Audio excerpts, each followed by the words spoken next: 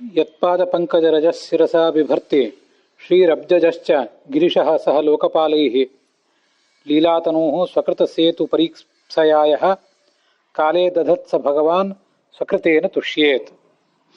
ಭಾಗವತ ಸಾರೋದ್ಧಾರದ 243ನೇ ಶ್ಲೋಕ, ಧರ್ಮೋಪದೇಶ ಪ್ರಕರಣ ಅಂತ ಪ್ರಕರಣ. ಅದನ್ನು ನಾವೆಲ್ಲರೂ ಕೂಡ ಈಗ ನೋಡ್ತಿದ್ದೀವಿ.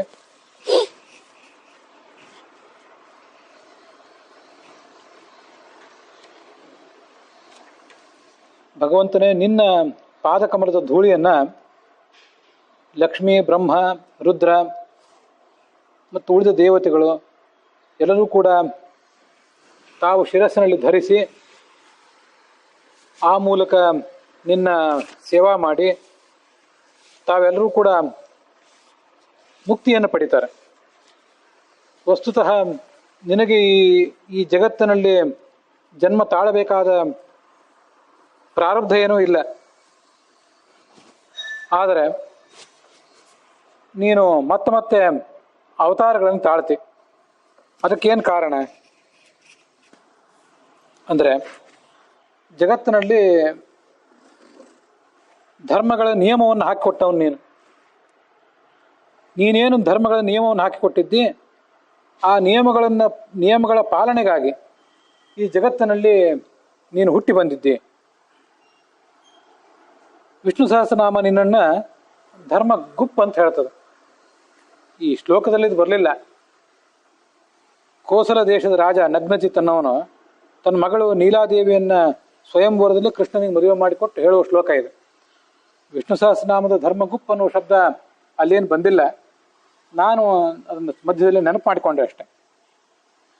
ಧರ್ಮವನ್ನು ರಕ್ಷಿಸಬೇಕಾದ ಕರ್ತವ್ಯ ನಿನ್ನದೇ.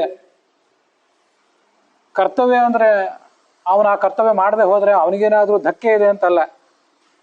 ಆದರೆ ಆ ಕರ್ತವ್ಯವನ್ನು, ಆ ಕೆಲಸವನ್ನು ಮಾಡಬೇಕಾದವನು ಅವನಿಗಿಂತ ಶ್ರೇಷ್ಠನಾದವನು ಯಾರೂ ಇಲ್ಲ.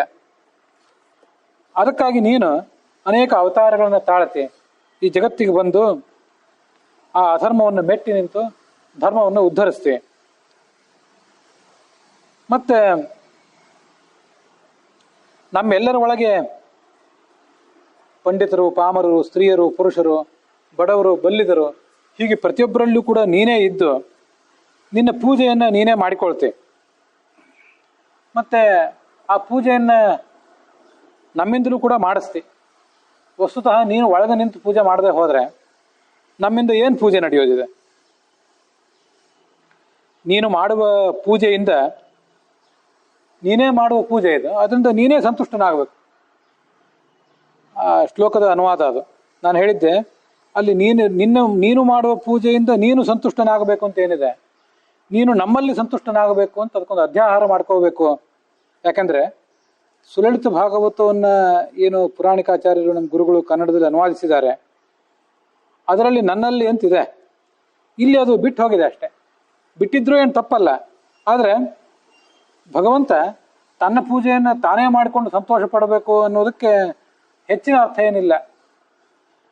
ನಮಗೆ ಅವನು ಸಂತೋಷ ಕೊಡಬೇಕು. ಮತ್ತು ನಾವು ಅದನ್ನು ಪೂಜೆಯನ್ನು ಮಾಡಿ ಅವನ ಅಧೀನರಾಗಿ ಅವನ ಕೈಯಲ್ಲಿನ ಉಪಕರಣಗಳಾಗಿ ನಾವೇನು ಪೂಜೆ ಮಾಡ್ತೇವೆ, ಆ ಪೂಜೆಯಿಂದ ಅವನು ಸಂತುಷ್ಟನಾಗಬೇಕು.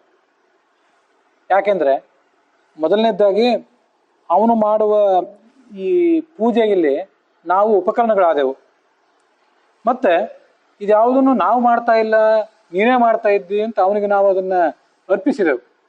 ಇದೆರಡನ್ನು ಗಮನಿಸಿ ಅವನು ನಮ್ಮ ಬಗ್ಗೆ ಸಂತುಷ್ಟನಾಗಬೇಕು ಅಂತ ಅದರ ಅರ್ಥ. ಪುಸ್ತಕ ಮುಂದೆ ಎದುರಿಗೆ ಇಟ್ಕೊಂಡು ಕೂತ್ಕೊಂಡು ನೋಡುವವರಿಗೆ ಸೂಚನೆ. ಈ ಶ್ಲೋಕದ ಅನುವಾದ ಇಲ್ಲಿ 180ನೇ ಪುಟದಲ್ಲಿ ಕಾಣಿಸ್ತಾ ಇಲ್ಲ. ಅದು ಹಿಂದೆ 176, 177, 178ನೇ ಪುಟದಲ್ಲಿ ಆ ಶ್ಲೋಕದ ಅನುವಾದ ಪ್ರಾರಂಭ ಕಂಡಿದೆ.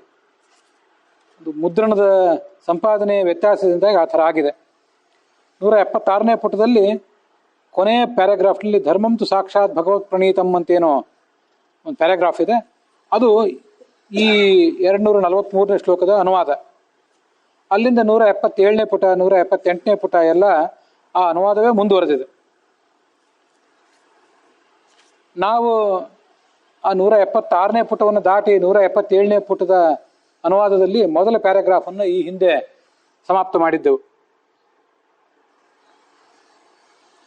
ನಮಗೆ ಇರುವಂಥ 2 ಪ್ರಧಾನವಾದ ಹಂಬಲಗಳು, ನಮಗಿರುವಂಥ ದುಃಖ ಪರಿಹಾರ ಕಾಣಬೇಕು ಮತ್ತು ಸುಖ ಸಿಗಬೇಕು.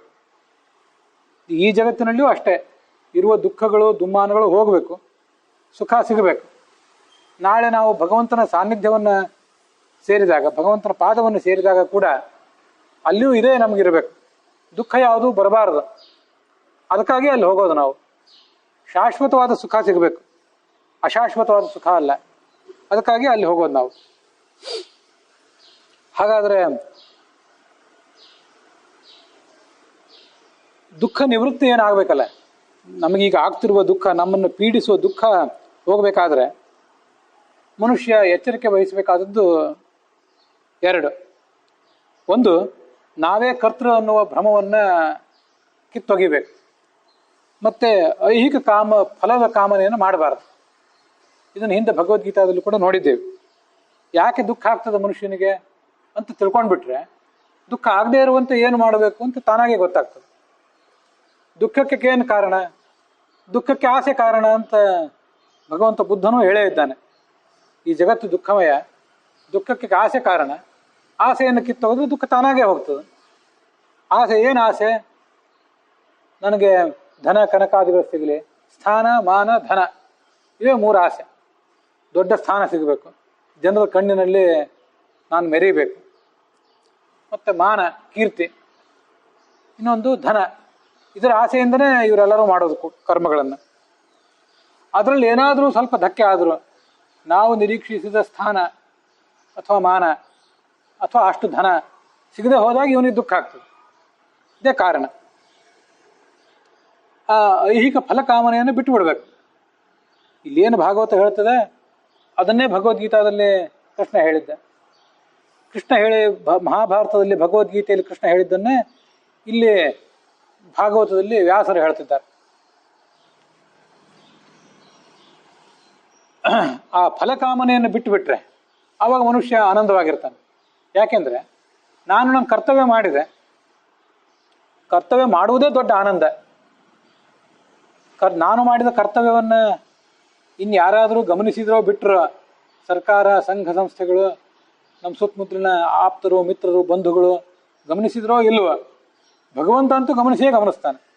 ಯಾಕೆಂದರೆ ಒಳಗೆ ನಿಂತು ಮಾಡಿಸಿದವನು ಅವನೇ, ಹೊರಗೆ ನಿಂತು ಕೇಳುವವರಲ್ಲಿ ನಿಂತು ಕೇಳುವವನು ಅವನೇ, ಎರಡನ್ನೂ ಅವನೇ ಮಾಡುವವನು.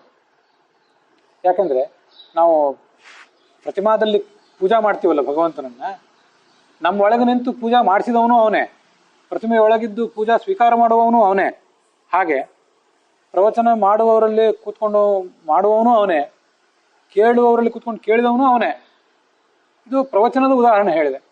ಜಗತ್ತಿನಲ್ಲಿ ಉಳಿದದ್ದೆಲ್ಲವೂ ಹೀಗೇನೆ. ಸಮಾಜ ಸೇವಾ ಮಾಡ್ತೇವೆ, ಸಮಾಜ ಸೇವಕರು ಅಂತ ಬೋರ್ಡ್ ಹಾಕ್ಕೊಂಡವರಲ್ಲಿ ನಿಂತು ಮಾಡುವವನು ಅವನೇ. ಆ ಸೇವೆ ಯಾರಿಗೆ ತಲುಪ್ತದೋ ಅವರೊಳಗೆ ನಿಂತು ಸ್ವೀಕಾರ ಮಾಡುವವನು ಅವನೇ. ತಸ್ಯ ಪ್ರಾಣ್ಯುಪಕಾರೇಣ ಸಂತುಷ್ಟೋ ಭವತಿ ಈಶ್ವರ ಅಂತ ಶಾಸ್ತ್ರ ಹೇಳ್ತದೆ. ಭಗವಂತ ಯಾವಾಗ ಸಂತುಷ್ಟನಾಗ್ತಾನೆಂದರೆ, ನಾವೇನು ಪ್ರಾಣಿಗಳು ಅಂದರೆ ಆ್ಯನಿಮಲ್ಸ್ ಅಲ್ಲ, ಯಾರಿಗೆ ಪ್ರಾಣ ಇದೆಯೋ ಅವರೆಲ್ಲರೂ ಪ್ರಾಣಿಗಳೇ. ಅಲ್ಲೇನು ಒಳಗೆ ನಿಂತು ಭಗವಂತ ಪೂಜೆಯನ್ನು ಸ್ವೀಕಾರ ಮಾಡ್ತಾನಲ್ಲ, ನಾವೇನು ಪೂಜೆ ಮಾಡ್ತೀವಲ್ಲ ಪ್ರಾಣಿಗಳಿಗೆ, ಅದ್ರೊಳಗೆ ನಿಂತು ಅವನೇ ಸ್ವೀಕಾರ ಮಾಡಿ ಸಂತೋಷ ಪಡ್ತಾನೆ. ಮಹತಾಂ ಬಹುಮಾನೇನ ದೀನಾನಾಂ ಅನುಕಂಪಯ ಮೈತ್ರ್ಯಾಚೈವ ಆತ್ಮತುಲ್ಯೇಶು ಭಗವಾನ್ ಸಂಪ್ರಸೀದತೆ ಅಂತ. ನಮ್ಮ ಸುತ್ತಮುತ್ತಲಿರುವಂಥವರು ಪ್ರತಿಯೊಬ್ಬರೂ ಕೂಡ ಭಗವಂತನ ಪ್ರತೀಕಗಳೇ. ಕಲ್ಲಿನ ಕಟ್ಟಿಗೆ ಲೋಹದ ವಿಗ್ರಹಗಳು ಮಾತ್ರ ಭಗವಂತನ ಪ್ರತೀಕಗಳಲ್ಲ. ಸುತ್ತಮುತ್ತಲಿರುವಂಥ ಪ್ರಾಣಿಗಳು, ಪಕ್ಷಿಗಳು, ರಾಕ್ಷಸರು, ಮನುಷ್ಯರು, ಸಜ್ಜನರು, ದುರ್ಜನರು ಎಲ್ಲರೂ ಭಗವಂತನ ಪ್ರತೀಕರೇ. ಆದ್ದರಿಂದ ಯಾರನ್ನೂ ಅಂತಸ್ತು, ಸ್ಥಾನ, ಮಾನ, ಜಾತಿ, ವರ್ಗ ಇತ್ಯಾದಿಗಳ ದೃಷ್ಟಿಯಿಂದ ಅವಮಾನಿಸದೆ ಅಲ್ಲೆಲ್ಲರನ್ನೂ ಭಗವಂತನನ್ನು ಕಂಡು ಆ ಭಗವಂತನನ್ನು ಉಪಾಸಿಸುವವನೇನಿದ್ದಾನೆ ಅವನು ಭಗವಂತನ ಪ್ರೀತಿಗೆ ಪಾತ್ರನಾಗ್ತಾನೆ. ಮಹತಾಂ ಬಹುಮಾನೇನ, ನಿನ್ನ ಸಂಪರ್ಕಕ್ಕೆ ದೊಡ್ಡವರು ಬಂದರೆ ಅವ್ರನ್ನ ಗೌರವಿಸು, ಅವರೊಳಗಿರುವ ಭಗವಂತನನ್ನು ಗೌರವಿಸಿದಂತಾಯ್ತು. ನಿನ್ನ ಸಂಪರ್ಕಕ್ಕೆ ದೀನರು ಬಂದರೆ, ದೀನರು, ದಲಿತರು, ಆರ್ಥಿಕವಾಗಿ ಮತ್ತು ಸ್ಥಾನಮಾನಗಳ ದೃಷ್ಟಿಯಿಂದ ಶೋಷಿತರಾದವರು, ಬೌದ್ಧಿಕವಾಗಿ ನಿನಗೆ ಸರಿಸಮಾನರು ಅಲ್ಲದೇ ಇದ್ದವರು ಬಂದರೆ ಅವರಿಗೆ ಅನುಕಂಪೆ ಮಾಡು. ದೊಡ್ಡವರು ಬಂದರೆ ಅವ್ರಿಗೆ ನಮಸ್ಕಾರ ಮಾಡು, ಕಾಲಿಗೆ ಬೀಳು. ಕಾಲಿಗೆ ಬೀಳದೆ ಹೋದರೂ ಹೇಗೆ ನಮಸ್ಕಾರ ಮಾಡಬೇಕು ಆಗ ನಮಸ್ಕಾರ ಮಾಡು. ದೀನರು ದಲಿತರಿಗೆ ಅನುಕಂಪೆ ತೋರಿಸು, ಅದರೊಳಗಿರುವ ಭಗವಂತ ಅದನ್ನು ನೋಡ್ತಾನೆ. ಮತ್ತೆ ಮೈತ್ರ್ಯಾಚೈವ ಆತ್ಮತುಲ್ಯೇಶು, ಇದು ಭಾಗವತದ ಶ್ಲೋಕವೇ. ನಿನಗೆ ಸಮಾನರಾದವ್ರು ಯಾರು ಕಂಡ್ರೆ ಅವ್ರ ಜೊತೆ ಮೈತ್ರಿ ಮಾಡು. ದೊಡ್ಡವ್ರು ಬಂದರೆ ಅವ್ರಿಗೆ ಕಾಲಿಗೆ ಬಿದ್ದು ನಮಸ್ಕಾರ ಮಾಡು, ಸಮಾನರಾದವ್ರು ಬಂದರೆ ಕೈ ಮುಗಿದು ನಮಸ್ಕಾರ ಮಾಡು, ಆಲಿಂಗಿಸ್ಕೊಂಡು ನಮಸ್ಕಾರ ಮಾಡು, ಬನ್ನಿ ಅಂತ ಅವ್ರನ್ನ ಪ್ರೀತಿಯಿಂದ ಗೌರವ ಬರಮಾಡಿಕೋ. ಇಷ್ಟನ್ನೆಲ್ಲ ಮಾಡಿದರೆ ಮತ್ತೆ ದೀನ ದಲಿತರಾದವ್ರು ಕಂಡ್ರೆ ಅವರಿಗೆ ಅನುಕಂಪೆ ತೋರಿಸಿದ್ರೆ ಒಳಗಿರುವ ಭಗವಂತ ನೋಡಿಯೇ ನೋಡ್ತಾನೆ. ಭಗವಂತ ನಾವೇನು ಮಾಡಿದ್ದೀವಿ ಅನ್ನೋದನ್ನು ಗಮನಿಸ್ತಾನೆ. ಉಳಿದವ್ರು ಗಮನಿಸಬಹುದು, ಗಮನಿಸದೇ ಇದ್ರೂ ಇರಬಹುದು. ಇವನು ಮಾಡ್ತಿರುವುದೆಲ್ಲ ನಾಟಕ ಅಂತ ಯಾರು ನಮ್ಮನ್ನು ಬೈದ್ಬೋದು. ದೊಡ್ಡವರು ಬೈಬೋದು, ಕೆಳಗಿನವರು ಬೈಬೋದು, ನಡುವಿನವರು ಬೈಬೋದು. ಬೈದ್ರು ಅದು ಅವ್ರಿಗೆ ಬಿಟ್ಟದ್ದು. ಯಾಕೆಂದ್ರೆ ನಾವು ಪೂಜಾ ಮಾಡುವುದು ಯಾರಿಗೆ? ಭಗವಂತನಿಗೆ. ಕಲ್ಲಿಗೇನು ಪೂಜಾ ಮಾಡೋದಿಲ್ಲ, ನಾವು ಕಟ್ಟಿಗೆಗೆ ಪೂಜಾ ಮಾಡೋದಿಲ್ಲ, ಲೋಹದ ವಿಗ್ರಹಕ್ಕೆ ಪೂಜಾ ಮಾಡೋದಿಲ್ಲ, ಅದರೊಳಗಿರುವ ಭಗವಂತನಿಗೆ ಪೂಜಾ ಮಾಡ್ತೇವೆ. ನಾವು ಮೂರ್ತಿ ಪೂಜಕರು. ಅಂದರೆ ಮೂರ್ತಿಯನ್ನು ಪೂಜೆ ಮಾಡೋದಿಲ್ಲ, ನಾವು ಮೂರ್ತಿಯೊಳಗಿರುವ ಭಗವಂತನನ್ನು ಪೂಜಿಸ್ತೇವೆ. ಮೂರ್ತಿಯೊಳಗೆ ಭಗವಂತ ಇದ್ದಾನೆ ಇಲ್ಲೇನು? ಯಾಕೆಂದ್ರೆ ಅವನು ಎಲ್ಲ ಕಡೆಯೂ ಇದ್ದಾನೆ ಅಂದರೆ ಮೂರ್ತಿಯಲ್ಲೂ ಇರಲೇಬೇಕು, ಮಂದಿರಗಳಲ್ಲೂ ಇರಬೇಕು, ಮತ್ತೆಲ್ಲ ಪ್ರಾರ್ಥನಾ ಮಂದಿರಗಳಲ್ಲಿಯೂ ಅವನು ಇರಲೇಬೇಕು. ಯಾರು ಮಾಡಿದರೂ ಕೂಡ ಅದನ್ನು ನಾವು ನೋಡಲೇಬೇಕು. ನಾವು ಯಾರೋ ಮಾಡಿದ್ದನ್ನು ನಾವು ನೋಡ್ತಿದ್ದಾನೆ, ಇನ್ನೊಬ್ರು ಯಾರೋ ಮಾಡಿದ್ದನ್ನು ನಾವು ನೋಡ್ತಿಲ್ಲ ಅಂದರೆ ಅವನು ಭಗವಂತನೇ ಅಲ್ಲ. 1000 ಕಣ್ಗಳು, 1000 ತಲೆ, 1000 ಪಾದ, 1000 ಕೈಗಳ ಭಗವಂತನೇ ಅಲ್ಲ. ಅವನು ನೋಡ್ತಿದ್ದಾನೆ ಅಂದ್ರೆ ಭಗವಂತನೇ. ಅವನು ಭಗವಂತ ಆಗಿದ್ದಾನೆ ಅಂದ್ರೆ ನೋಡ್ತಿದ್ದಾನೆ ಅಂತಲೇ ಅರ್ಥ. ಮತ್ತೆ ಎಲ್ಲ ಕಡೆ ನಾವು ಪೂಜಿಸುವುದು ಕಲ್ಲಿನ ಕಟ್ಟಿಗೆಯ ಒಳಗಿನ ಲೋಹದ ಒಳಗಿನ ಭಗವಂತನನ್ನು. ಹಾಗಿರುವಾಗ ತಿರಿಯಂಗ್ ನರ ಸುರಾದಯ ಪ್ರತಿಮಾವದ್ಧರೇ ರೂಪಂ. ತಿರಿಯಕ್ ಪ್ರಾಣಿಗಳು, ಅಡ್ಡ ಸಂಚಾರ ಮಾಡುವ ಪ್ರಾಣಿಗಳು, 4 ಕಾಲುಗಳಿಂದ ಸಂಚಾರ ಮಾಡುವ ಪ್ರಾಣಿಗಳು, ನರರು, ಸುರರು, ದೇವತೆಗಳು, ಸ್ವಾಮಿಗಳು, ಗುರುಗಳು ಎಲ್ಲರೂ ಕೂಡ ಭಗವಂತನ ಪ್ರತಿಮೆಗಳೇ. 4 ಕಾಲಿನ ಪ್ರತಿಮೆಗಳೇ ಭಗವಂತನ ಪೂಜಾ ಪ್ರತಿಮೆಗಳು ಅಂದ ಮೇಲೆ 2 ಕಾಲಿನ ಪ್ರಾಣಿಗಳು ನಮ್ಮಂತೆ ಇರುವವರು, ಬೇರೆ ಜಾತಿ ಬೇರೆ ಅಂತಸ್ತು ಇರಬಹುದು, ಅವರು ಸ್ತ್ರೀಯರು ಇರಬಹುದು, ಪಂಡಿತರಲ್ಲದೆ ಇರಬಹುದು, ಪಾಮರರಿರಬಹುದು, ಶ್ರೀಮಂತರಲ್ಲದೆ ಇರಬಹುದು, ಬಡವರು ಇರಬಹುದು, ಅವರೆಲ್ಲ ಭಗವಂತನ ಪ್ರತಿಮೆ ಅಂತ ಹೇಳಬೇಕೇನು ಬೇರೆ? 4 ಕಾಲಿನ ಪ್ರಾಣಿಗಳೊಳಗೆ, ಹಾರುವ ಪಕ್ಷಿಗಳೊಳಗೆ ಭಗವಂತ ಇದ್ದಾನೆ ಅಂದಮೇಲೆ 2 ಕಾಲಿನ ಮನುಷ್ಯರೊಳಗೆ ಭಗವಂತ ಇದ್ದಾನೆ ಅಂತ ಪ್ರತ್ಯೇಕವಾಗಿ ಏನಾದರೂ ಲೆಕ್ಚರ್ ಕೊಟ್ಟು ಪ್ರವಚನ ಕೊಟ್ಟು ಪ್ರೂವ್ ಮಾಡಬೇಕಾಗಿದೆಯೇನು? ಏನೂ ಇಲ್ಲ. ಅಂದಮೇಲೆ ಅಂತಸ್ತು, ಜಾತಿ, ಸ್ಥಾನ, ಮಾನ ಇತ್ಯಾದಿಗಳ ದೃಷ್ಟಿಯಿಂದ ಅವ್ರನ್ನ ಯಾಕೆ ಕಡೆಗಣಿಸ್ಬೇಕು?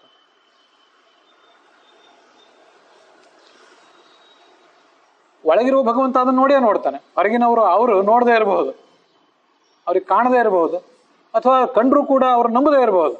ಒಳಗಿರುವ ಭಗವಂತ ಅಂತೂ ನಂಬ್ತಾನಲ್ಲ. ಅದ್ರ ಬಗ್ಗೆ ಏನು ಯಾರಿಗೂ ಸಂಶಯ ಇಲ್ಲ. ಮತ್ತೆ ಆ ಭಗವಂತ ಮೆಚ್ಚಬೇಕು ನಮ್ಮ ನಡೆ ನುಡಿಯಿಂದ. ಇದನ್ನು ತುಂಬಾ ಸುಂದರವಾಗಿ ಶರಣರು ಹೇಳ್ತಾರೆ. ನುಡಿದರೆ ಒಳಗಿನ ಲಿಂಗ ಹೌದು ಹೌದು ಅನ್ಬೇಕಂತ, ಹೌದು ಹೌದು ಅನ್ಬೇಕಂತ. ನುಡಿದರೆ ಅಷ್ಟೇ ಅಲ್ಲ, ನುಡಿದರೆ ನಡೆದರೆ ಆ ಒಳಗಿನ ಲಿಂಗ ಅಂದ್ರೆ ಯಾರು? ಭಗವಂತನೇ.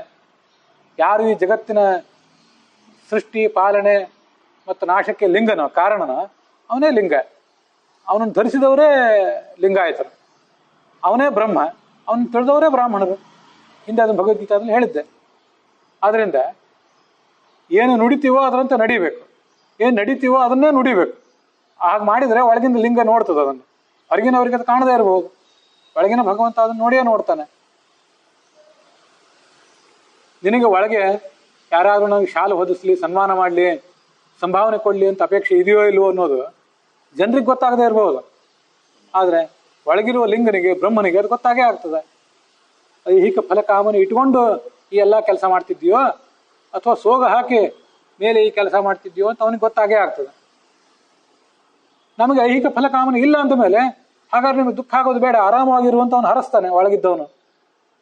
ಇವನಿಗೆ ದುಃಖ ಆಗೋದೇ ಇಲ್ಲ. ಭಗವಂತ ತೃಪ್ತನಾದ, ಮುಗಿದು ಹೋಯ್ತು. ಹೊರಗಿನವರು ತೃಪ್ತರಾಗಲಿ ಬಿಡಲಿ, ಅವ್ರು ಗಮನಿಸಲಿ ಬಿಡಲಿ, ಆ ಒಳಗಿರುವ ಭಗವಂತ ತೃಪ್ತನಾಗೇ ಬಿಟ್ಟೆ. ಮನಃಶಾಸ್ತ್ರದಲ್ಲಿ ಅದನ್ನು ಹೇಳ್ತಿರ್ತಾರೆ, ಈಗೋ ಸ್ಯಾಟಿಸ್ಫೈಡ್ ಆಗಬೇಕಂತ. ಒಳಗಿಲ್ಲ ಎಲ್ರಿಗೂ ಕೂಡ ಅಹಂಕಾರ ತೃಪ್ತ ಆಗಬೇಕಂತ. ಯಾರಿಗೂ ನಾವು ಮಾಡಿದ್ದ ಸಾಧನೆ ಯಾರಿಗೂ ಗೊತ್ತಾಗದೆ ಹೋದ್ರೆ ನಮ್ಗೆ ದುಃಖ ಆಗಿಬಿಡ್ತದೆ. ಅದು ಯಾರಿಗಾರಿಗೊಬ್ರಿಗೆ ಗೊತ್ತಾಗಬೇಕಂತ. ಯಾರಿಗೆ ಅಂದರೆ ಈಗೋ ಅಂದರೆ ಸೆಲ್ಫ್. ಅದಕ್ಕೆ ಸೆಲ್ಫ್ ಸ್ಯಾಟಿಸ್ಫ್ಯಾಕ್ಷನ್ ಅಂತಿರ್ತಾರೆ. ನಿನ್ನ ಆತ್ಮಕ್ಕೆ ಸಂತೋಷ ಆಯಿತೋ ಇಲ್ಲ, ಮತ್ತೆ ಯಾಕೆ ವಿಚಾರ ಮಾಡ್ತೀನಿ? ಉಳಿದವ್ರಿಗೆ ಸಂತೋಷ ಆದ್ರೇನು ಬಿಟ್ರೆ. ನಿನ್ನ ಆತ್ಮ ಅಂದರೆ ನೀನು ಒಬ್ಬನೇ ಇಲ್ಲ, ನೀನು ನಾಸ್ತಿಕ ಅಲ್ಲ. ನಿನ್ನ ಆತ್ಮದೊಳಗೆ ಒಬ್ಬ ಇದ್ದಾನೆ. ಆ ಆತ್ಮದೊಳಗೆ ಅಂತರ್ಯಾಮಿ ಆಗಿರುವಂತಹ ಏಷತೆಯ ಆತ್ಮ ಅಂತರ್ಯಾಮಿ ಅಮೃತಃ ಅಂತ ಕರೆಸ್ಕೊಂಡಿರುವ ಭಗವಂತ ತೃಪ್ತನಾಗ್ತಾನೋ ಇಲ್ಲ. ಈಗೋ ಸ್ಯಾಟಿಸ್ಫೈಡ್ ಆಯಿತು, ಅಹಂಕಾರ ತೃಪ್ತ ಆಯಿತು, ಮತ್ತು ನೀನು ಸಮಾಧಾನದಿಂದಿರು, ದುಃಖ ಆರಾಮಾಗಿ ಹೋಗ್ತದೆ. ಇಷ್ಟರ ಮೇಲೆ ಮೋಕ್ಷ ಸಿಕ್ಕರೇನು ಬಿಟ್ರೇನು, ಇಲ್ಲೇ ವೈಕುಂಠ ಕಾಣಿರಿ, ಇಲ್ಲೇ ಕೈಲಾಸ ಕಾಣಿರಿ ಅಂದ್ರೆ ಇದೇ ಅರ್ಥ. ಮತ್ತೆ ಕರ್ತೃತ್ವಾಭಿಮಾನ, ನಾನೇ ಮಾಡಿದ್ದೀನಿ ಅನ್ನುವ ಕರ್ತೃತ್ವಾಭಿಮಾನವನ್ನು ಕೂಡ ಜೀವ ಬಿಡಬೇಕು. ಅದೇ ನಾನು ಮಾಡಿದ್ದೀನಿ ಅನ್ನುವ ಅಹಂಕಾರವೇ ದುಃಖಕ್ಕೆ ಎರಡನೇ ಕಾರಣ. ನಾನು ಮಾಡಿದ್ದೀನಿ ಅಂತ ಮನುಷ್ಯ ಆಲೋಚನೆ ಮಾಡ್ತಿದ್ದಾಗ, ನಾನು ಸಮಾಜ ಸೇವೆ ಮಾಡಿದ್ದೇನೆ, ನಾನು ಜನರಿಗೆ ಉಪಕಾರ ಮಾಡಿದ್ದೇನೆ, ನಾನು ಪ್ರವಚನ ಮಾಡಿದ್ದೇನೆ, ನಾನು ಪೂಜೆ ಮಾಡಿದ್ದೇನೆ ಅಂತೆಲ್ಲ ಮನುಷ್ಯ ಕರ್ತೃತ್ವ ಅಭಿಮಾನವನ್ನು ನಾನು ಮಾಡಿದ್ದೇನೆ ಅಂತ ಭಾವಿಸ್ತಾ ಇದ್ದಾಗ ಅವನಿಗೆ ದುಃಖಕ್ಕೆ ಕಾರಣ ಆಗ್ತದೆ. ನಾನು ಮಾಡಿಲ್ಲ, ಇದನ್ನು ದೇವರು ಮಾಡಿದ್ದಾನೆ ನನ್ನ ಒಳಗೆ ನಿಂತು ಅನ್ನುವ ಎಚ್ಚರ ಇದ್ದರೆ ದುಃಖ ಆಗೋದೇ ಇಲ್ಲ. ನನ್ನಿಂದ ತಪ್ಪನ್ನು ಅವನೇ ಮಾಡಿಸಿದ, ಒಪ್ಪನ್ನು ಅವನೇ ಮಾಡಿಸಿದ. ತಪ್ಪನ್ನು ಮಾಡಿಸ್ಬೇಡ ಭಗವಂತನೇ, ಯಾವತ್ತು ಒಪ್ಪನ್ನು ಮಾತ್ರ ಮಾಡಿಸು ಅಂತ ಅವನ ಹತ್ರ ಕೇಳ್ತಾ ಇದ್ರೆ ನಮಗೆ ಅವಾಗ ದುಃಖ ಆಗೋದೇ ಇಲ್ಲ.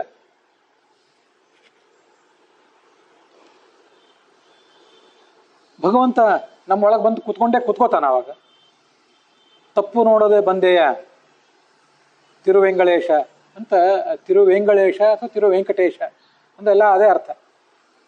ತಪ್ಪು ನೋಡೋದೇ ಬಂದೆಯ ಎನ್ನಯ್ಯ ಸ್ವಾಮಿ ಅಂತ. ನಾನು ಪ್ರವಚನ ಮಾಡುವಾಗ, ಪೂಜೆ ಮಾಡುವಾಗ, ಸಮಾಜ ಸೇವಾ ಮಾಡುವಾಗ, ನನ್ನ ಕರ್ತವ್ಯಗಳನ್ನು ಮಾಡುವಾಗ, ಏನೇನೋ ಕರ್ತವ್ಯಗಳನ್ನು ಮಾಡುವಾಗ ನಾನು ಅನೇಕ ತಪ್ಪುಗಳನ್ನು ಮಾಡಿದೆ. ಒಪ್ಪು ಮಾಡಿದೆ ಅನ್ನೋದಕ್ಕಿಂತ ತಪ್ಪು ಮಾಡಿದ್ದೇ ಹೆಚ್ಚು.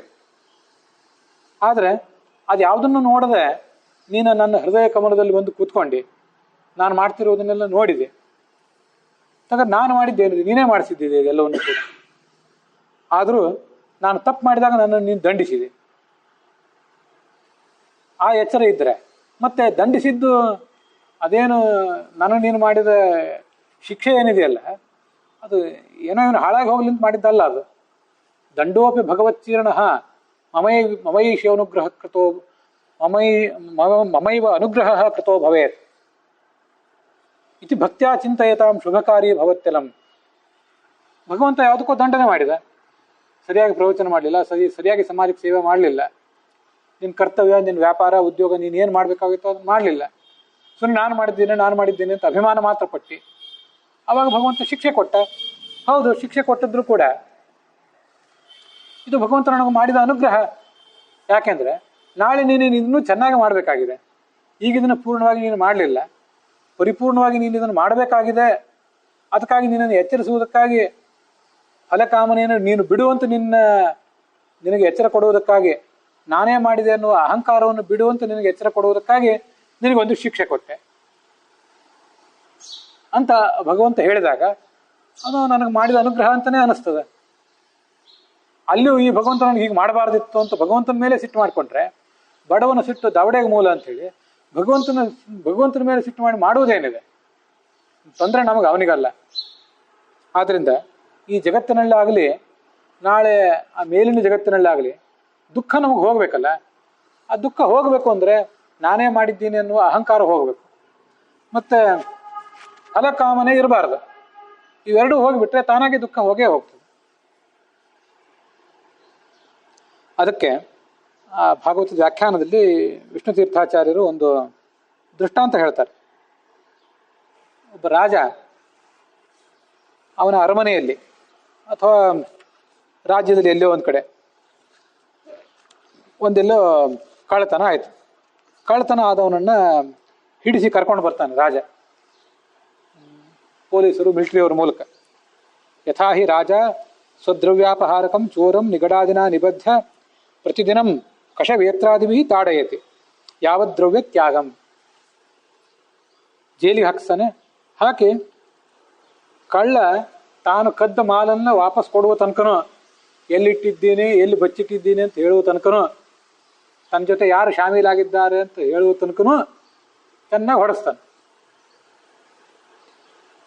ಚಾವಟಿ ಮೂಲಕ ಹೊಡೆಸ್ತಾನೆ ಅಥವಾ ಬೆತ್ತದ ಮೂಲಕ ಹೊಡೆಸ್ತಾನೆ.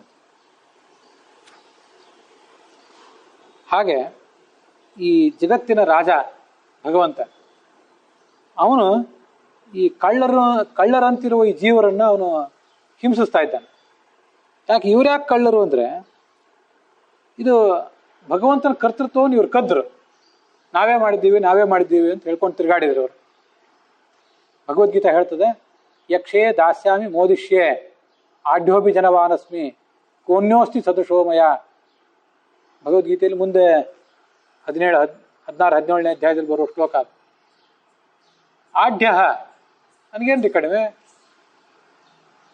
ಕಡಿಮೆ, ದೇವರು ಎಲ್ಲ ಕೊಟ್ಟಿದ್ದಾನೆ ಅಂತ ಅನ್ನೋದಿಲ್ಲ. ನನಗೇನ್ರಿ ಕಡಿಮೆ ಅಂತ ಇಷ್ಟೇ ಅಂತಾನೆ. ದೇವರೆಲ್ಲ ನನಗೇನು ಕಡಿಮೆ ಮಾಡಿಲ್ಲ ಅಂತಂದ್ರೆ ಅದು ಸ್ವಲ್ಪ ಒಳ್ಳೇದೇ. ಅದು ಹಾಗನ್ನೋದಿಲ್ಲ, ನನಗೇನು ಕಡಿಮೆ ಅಂತ ಇಷ್ಟೇ ಅಂತಾನೆ. ಅಭಿಜನವಾನಸ್ಮಿ, ನಾನು ಎಂಥ ಕುಲದಲ್ಲಿ ಹುಟ್ಟಿದ್ದೇನೆ ಗೊತ್ತೇನು? ನಮ್ಮ ಖಾನ್ದಾನ್ ಎಂಥದ್ದು, ನಮ್ಮ ಜಾತಿ ಎಂಥದ್ದು. ಇದು ಅಭಿಜನ. ಕೋನ್ಯೋಸ್ತಿ ಸದೃಶೋಮಯ, ನನಗೆ ಸಮಾನರಾದವರು ಯಾರಿದ್ದಾರೆ? ಯಕ್ಷೆ, ಯಾವ ಬೇಕಾದ ದೊಡ್ಡ ದೊಡ್ಡ ಯಜ್ಞ ಮಾಡಿ ಏನು, ಇನ್ನು ಯಾವ ಪುರೋಹಿತರು ಯಾವ ಸ್ವಾಮಿಗಳನ್ನು ನಾವು ದುಡ್ಡು ಕೊಡ್ತೀನಿ ಅಂದ್ರೆ ಬಂದೇ ಬರ್ತಾರೆ. ದಾಸ್ಯಾಮಿ, ಅವರಿಗೆಲ್ಲ ಬೇಕಾದಷ್ಟು ಕೈ ತುಂಬಿ ದಕ್ಷಿಣನೂ ಕೊಡ್ತೇನೆ. ಮೋದಿಷ್ಯೆ, ಇಷ್ಟನ್ನೆಲ್ಲ ಮಾಡಿಸ್ಕೊಂಡು ಸ್ಥಾನಮಾನ ಪಡ್ಕೊಂಡು ಸಂತೋಷನೂ ಪಡ್ತೇನೆ. ಇದಕ್ಕೆ ಅಜ್ಞಾನ ವಿಮೋಹಿತಾ. ಹೀಗೆ ಅಜ್ಞಾನದಿಂದ ಅಹಂಕಾರದಿಂದ ಸಮ್ಮುಗ್ಧರಾಗಿ ನಾವೇ ಮಾಡಿದ್ದೀವಿ ಅಂತ ತಿಳ್ಕೊಂಡು ಓಡಾಡ್ತಾ ಇರ್ತಾರೆ. ದುರ್ದೈವ ಹೇಗಿರ್ತದಂದ್ರೆ, ನಾವೇ ಮಾಡಿದ್ದೀವಿ ಅಂತ ನಾವು ಹೇಳ್ಕೊತಾ ಇರ್ತೇವೆ, ಮತ್ತೆ ಎದುರಿಗಿದ್ದವರು ಕೂಡ ನಮ್ಮನ್ನು ಹೊಗಳ್ತಾ ಇರ್ತಾರೆ, ಇಷ್ಟೆಲ್ಲ ಕೆಲಸಗಳನ್ನು ಇವ್ರು ಮಾಡಿಬಿಟ್ರು ಅಂತ. ಬರೀ ಅದು ಅಷ್ಟು ಮಾತ್ರ ಅಲ್ಲ, ನಾವು ಮಾಡುವ ಕೆಲಸಕ್ಕೂ ಇದನ್ನು ಮೇಲಿನ ಮೇಲೆ ನಾವು ಹೇಳ್ಕೋಬೇಕು. ಅಲ್ಲಿರೋದೇನು, ನಾನು ಯಜ್ಞ ಮಾಡ್ತೀನಿ, ಸಂಭಾವನೆ ಕೊಡ್ತೀನಿ, ದಾನ ಮಾಡ್ತೀನಿ, ನನಗೆ ಯಾರು ಸಮಾನರಾದವರು? ನಾನೊಬ್ಬ ದೊಡ್ಡ ಪಂಡಿತ, ನಾನು ಪ್ರವಚನ ಮಾಡ್ತೇನೆ, ಜನರ ಪ್ರಶ್ನೆಗಳಿಗೆ ನಾನು ಉತ್ತರ ಕೊಡ್ತೇನೆ, ನನಗೆ ಯಾರು ಸಮಾನರಾದವರು? ಯಕ್ಷೆ, ನಾನು ಜ್ಞಾನ ಯಜ್ಞ ಮಾಡ್ತೇನೆ. ದಾಸ್ಯಾಮಿ, ನಾನು ಇನ್ನೊಬ್ರಿಗೆ ಜ್ಞಾನ ದಾನ ಮಾಡ್ತೇನೆ. ಆಢ್ಯ, ಬೇಕಾಷ್ಟು ಜ್ಞಾನ ನನಗಿದೆ, ಇಂಥ ದೊಡ್ಡ ಗುರುವಿನ ಶಿಷ್ಯನಾಗಿದ್ದೇನೆ. ಅಭಿಜನವಾನಸ್ಮಿ, ದೊಡ್ಡ ವಂಶದಲ್ಲಿ ಹುಟ್ಟಿದ್ದೇನೆ. ನನ್ನ ವಂಶದಲ್ಲಿ ನಮ್ಮ ಅಜ್ಜ ಮುತ್ತಜ್ಜ ನಮ್ಮ ತಂದೆ ಎಲ್ಲ ಎಂತೆಂಥ ದೊಡ್ಡ ದೊಡ್ಡ ಪಂಡಿತರಾಗಿದ್ರು ಗೊತ್ತೇನು ನಿಮಗೆ ಅಂತೆಲ್ಲ ಮನುಷ್ಯ ಭ್ರಮಿಸ್ತಾ ಇರ್ತಾನೆ. ಹೀಗೆ ಇದು ಎಲ್ಲದಕ್ಕೂ ಕೂಡ, ಈ ಎಲ್ಲ ತಪ್ಪುಗಳನ್ನು ನಾವು ಮಾಡಿದಾಗಲೂ ಕೂಡ ಅದೇ ನಾ ಹೇಳಿದ್ದು, ಹಿಂದೆ ಅನೇಕ ಬಾರಿ ಇದನ್ನು ಹೇಳಿದ್ದೀನಿ. ತಪ್ಪು ಮಾಡಿದ್ದಾರೆ ಅಂತ ಪ್ರಶ್ನೆ ಬಂದಾಗ ಇನ್ನೊಬ್ರು ತಪ್ಪು ಮಾತ್ರ ನಮ್ಮ ಕಣ್ಣಿಗೆ ಕಾಣಿಸ್ತಿರ್ತದೆ, ನಮ್ಮ ತಪ್ಪು ನಮಗೆ ಕಣ್ಣಿಗೆ ಕಾಣಿಸೋದೇ ಇಲ್ಲ. ಅವರೂ ತಪ್ಪು ಮಾಡ್ತಿದ್ದಾರೆ, ಅಧಿಕಾರದಲ್ಲಿ ಕೂತ್ಕೊಂಡವರು. ನಾವು ನಮ್ಮ ಸ್ಥಾನದಲ್ಲಿ ಕೂತು ನಾವು ತಪ್ಪು ಮಾಡ್ತಿದ್ದೇವೆ. ಈ ಎಲ್ಲ ತಪ್ಪುಗಳನ್ನು ಭಗವಂತ ಗಮನಿಸ್ತಾ ಇದ್ದಾನೆ. ಗಮನಿಸಿ, ನೀನು ಮಾಡಿದ್ದಲ್ಲ ಹಾಗಾದ್ರೆ ತಗೋ ಅಂತ ಅದಕ್ಕೆ ಶಿಕ್ಷೆ ಕೊಡ್ತಾನೆ. ಮೇಲಿದ್ದವ್ರನ್ನ ಕೆಳಗೆ ಬೀಳಿಸ್ತಾನೆ. ಒಂದ್ಸರಿ ಬೀಳಿಸಿ ನಿಮ್ಮ ಲೆವೆಲ್ ಏನು ನೋಡ್ಕೊಳ್ರಿ ಅಂತ ಹೇಳ್ತಾನೆ. ಆವಾಗ ಇವನು, ನಾನೇನು ಮಾಡಿಲ್ಲ, ನೀನೇ ಮಾಡಿಸಿದ್ದು. ಭಗವನ್ ಚಿತ್ರಮರ್ಚ, ಭಗವಂತನೇ ನನ್ನೊಳಗಿದ್ದು ಪೂಜೆ ಮಾಡಿದವನು ನೀನೇ, ನಾನೇನು ಪೂಜೆ ಮಾಡೋದು? ನನ್ನೊಳಗಿದ್ದು ಪ್ರವಚನ ಮಾಡಿದವನು ನೀನೇ, ನನ್ನೊಳಗಿದ್ದು ಕೇಳಿದವನು ನೀನೇ. ನಿನ್ನ ಮಹಿಮೆಯಿಂದ ನಿಖಿಲ ಜನರು ಬಂದು ಮನ್ನಿಸುವರೋ ಮಹಾರಾಯ, ಎನ್ನ ಪುಣ್ಯಗಳಿಂದ ಈ ಪರಿ ಉಂಟೇನೋ ಅಂತ ಕೇಳ್ಕೊಂಡ್ರೆ ದೇವ್ರಿಗೆ ಗೊತ್ತಾಗ್ತದೆ. ಆಯ್ತು, ಆ ದಾಸರ ಮಾತಿಗೆ ಏನರ್ಥ? ನಿನ್ನ ಮಹಿಮೆಯಿಂದ, ಭಗವಂತನೇ ನಿನ್ನ ಮಹಿಮೆಯಿಂದ ನಿಖಿಲ ಜನ ಇಲ್ಲಿ ಬರ್ತಾರೆ, ನನಗೆ ಗೌರವ ಕೊಡ್ತಾರೆ, ಮನ್ನಿಸ್ತಾರೆ, ಅವರೆಲ್ಲ ನನಗೆ ಮನ್ನಣೆ ಕೊಡ್ತಾರೆ. ನನ್ನ ಪುಣ್ಯಗಳಿಂದ ಈ ಪರಿ ಉಂಟೇನು?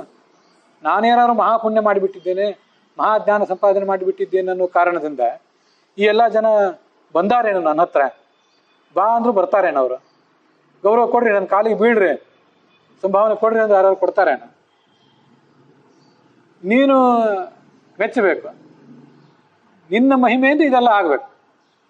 ಅದಕ್ಕಾಗಿ ಭಗವಂತನನ್ನ ವಿಷ್ಣು ಸಹಸ್ರನಾಮ ಸ್ತೋತ್ರ ಮಾನದಹ ಅಂತ ಹೇಳ್ತದೆ. ಇತ್ತೀಚೆಗೆ ಈಗ ಒಂದು ಕೆಲವು ದಿನಗಳಲ್ಲಿ, 2-4 ದಿನಗಳಲ್ಲಿ ದೈನಂದಿನ ಚಿಂತನೆಗಳು ನಮ್ಮ ಮನಸ್ಸಿನಲ್ಲಿ ಏನು ಮೂಡ್ತಾವಲ್ಲ, ಅದಕ್ಕೆಲ್ಲದಕ್ಕೂ ಕೂಡ ಆ ಎಲ್ಲ ಚಿಂತನೆಗಳನ್ನು ವಿಷ್ಣು ಸಹಸ್ರನಾಮದ ಒಂದೊಂದು ನಾಮದಲ್ಲಿ ಆರೂಢವನ್ನಾಗಿ ಮಾಡ್ಕೊಳ್ಳೋ ಪ್ರಯತ್ನ ಮಾಡ್ತಿದ್ದೇನೆ. ಅದಕ್ಕಾಗಿ ಈ ಎಲ್ಲ ಶಬ್ದಗಳು ನೆನಪಿಗೆ ಬರ್ತವೆ.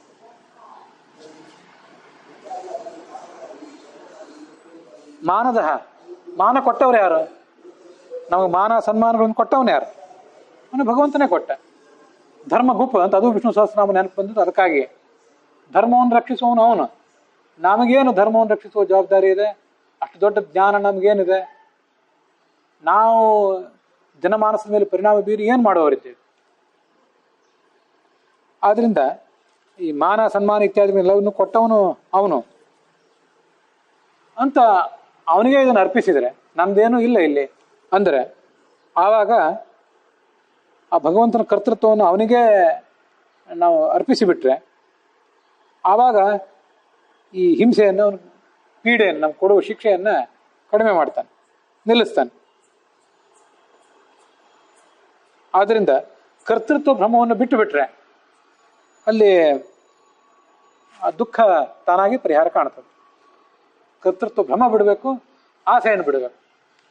ಭಗವಂತ ಪ್ರೀತನಾದರೆ ಸಾಕು, ನಿಮ್ಮ ಒಳಗಿನೂ ಭಗವಂತ ಪ್ರೀತನಾದರೆ ಸಾಕು, ಇನ್ನೇನು ನನಗೆ ಬೇಕಾಗಿಲ್ಲ ಅನ್ನೋ ಎಚ್ಚರ ಇದ್ದರೆ, ಫಲ ಬೇಕಾಗಿಲ್ಲ ಅನ್ನೋ ಅಪೇಕ್ಷೆ ಇದ್ದರೆ ಆವಾಗ ಭಗವಂತ ತಾನೇ ಪ್ರೀತನಾಗ್ತಾನೆ.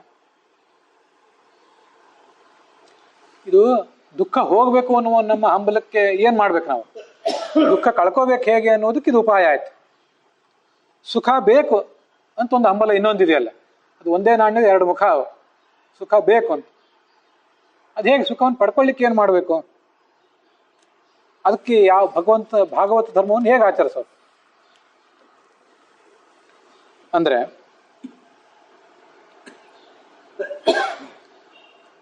ಅದಕ್ಕೇನು ಉತ್ತರ? ಎರಡು ಕರ್ತವ್ಯಗಳು ನಮ್ಮದು. ಒಂದು, ನಾವೇ ಕರ್ತವ್ಯಗಳಾಗಿದ್ದೀವಿ ಅನ್ನುವ ಭ್ರಮೆಯನ್ನು ಬಿಡಬೇಕು. ಬಿಟ್ಟು ನಮ್ಮ ಮನೆಯಲ್ಲಿ ನಾವು ಸುಮ್ಮನೆ ಕೂತರಾಗೋದಿಲ್ಲ. ಭಗವಂತನ ಬಳಿಗೆ ಹೋಗ್ಬೇಕು, ಅವನ ಸೇವಾ ಮಾಡಬೇಕು, ರಾಜನ ಸೇವಾ ಮಾಡಬೇಕು. ರಾಜನ ಆಸ್ಥಾನದಲ್ಲಿ, ರಾಜನ ಸಾಮ್ರಾಜ್ಯದಲ್ಲಿ ಏನಾದ್ರು ನಾವು ಕದ್ದದ್ದನ್ನು ಅವನು ಮರಳಿ ಕೊಡಬೇಕು, ಮತ್ತೆ ರಾಜನ ಸೇವಾ ಮಾಡಬೇಕು. ಏನು ರಾಜನ ಸೇವಾ ಮಾಡಬೇಕು ಅಂದರೆ, ಅವನ ಅಂತಃಪುರದಲ್ಲಿ ಹೋಗಿ ಕಸ ಬೆಳಿಬೇಕಾಗಿಲ್ಲ. ಸೇವಾ ಅಂದರೆ, ಅದಕ್ಕೆ ನಾವು ಹಿಂದೆ ಭಗವದ್ಗೀತಾದಲ್ಲಿ ನೋಡಿದ್ದು, ಸೇವಾ ಅಂದರೆ ಸಮಾಜ ಸೇವಾ ಮಾಡಬೇಕು ಅಂತ ಬರ್ತಿರ್ತದೆ ಎಲ್ಲ ಕಡೆ. ಸಮಾಜ ಸೇವಾ ಮಾಡಬೇಕು ಅಂತೆಲ್ಲ ಕಸ ಗುಡಿಸುವುದು, ಶೌಚಾಲಯ ತೊಳೆಯುವುದೇ ಸೇವಾ ಅಲ್ಲ, ಅದೂ ಸೇವಾ, ಅದೇನು ಕೀಳಲ್ಲ. ಮತ್ತೆ ತಮ್ಮ ಪಾಲಿನ ಕರ್ತವ್ಯವನ್ನು ಪ್ರಾಮಾಣಿಕವಾಗಿ ಮಾಡುವುದೇ ಸೇವಾ. ಅದು ಹಿಂದೆ ಭಾಗವತದಲ್ಲೂ ಬಂದಿದೆ, ಭಗವದ್ಗೀತಾದಲ್ಲೂ ಬಂದಿದೆ. ದೇವಾಲಯ ಅಂದರೆ ಇದೊಂದೇ ದೇವಾಲಯ ಏನಲ್ಲ, ಈ ಜಗತ್ತೆಲ್ಲವೂ ಕೂಡ ದೇವ ಇರುವ ದೇವಾಲಯನೇ.